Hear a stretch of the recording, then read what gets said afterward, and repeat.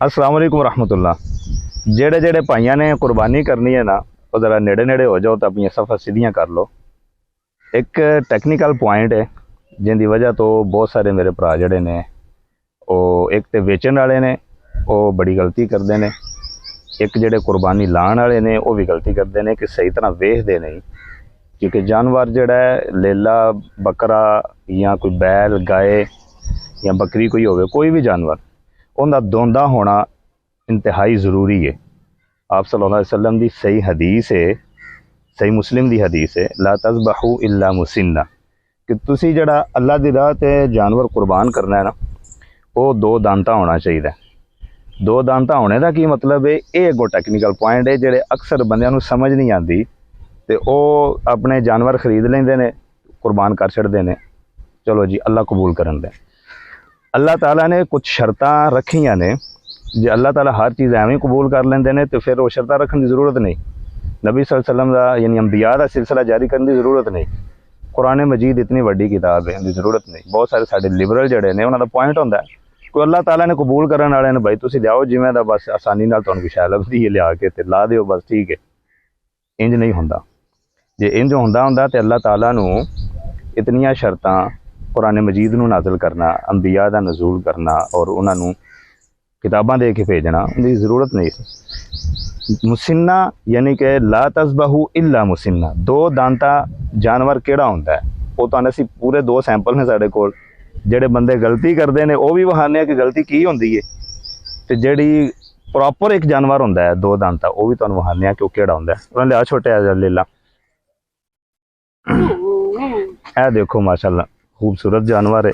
यह बकरा स्पैशल असी कुर्बानी की नीयत लिया, ठीक है। और करीबन एक महीना तो कोई 8-9 दिन हो गए ने लिया। जिस दिन लिया इनके दंद हिल रहे सी प्रॉपर, तो सही नज़र आ रहा सी। कुछ दिनों बाद इनके दंद डिग पवणगे, असीं इन्हूं इंशाअल्लाह कुर्बान कर देंगे। लेकिन इनका ए जरा हुण तुसीं वेखना दंद ए वहा जी,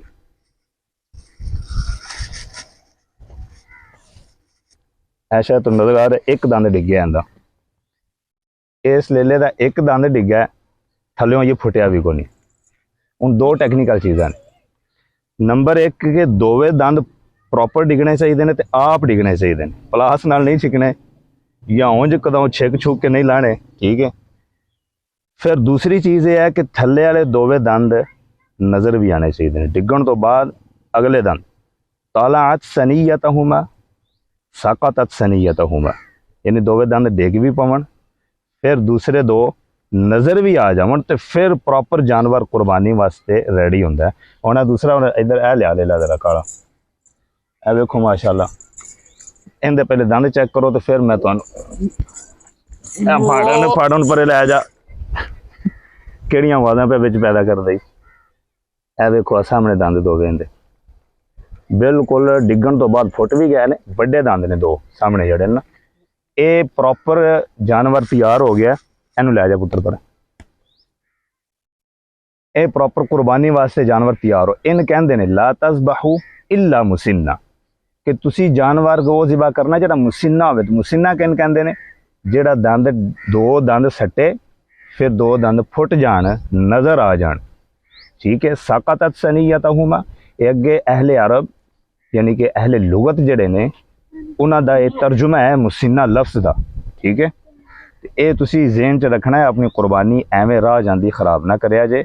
अल्लाह ताला ने जिहड़ियां शर्तां रखियां ना उन्होंने सामने रख के मेहरबानी करे करो। थोड़े जे पैसे 5-10 हज़ार 15 हज़ार बचाने पीछे अपनी कुर्बानी ज़ाया ना करो। एक छोटा जा मैसेज है तुहाडे वास्ते, कल दा दिन बाकी है। अल्लाह ताला सारे दियां कुर्बानियां कबूल करे, लेकिन अल्लाह ताला दियां शर्तां नूं सामने रख के अपने जानवर खरीदो, उन्होंने कुर्बान करो। अस्सलाम वालेकुम रहमतुल्लाह।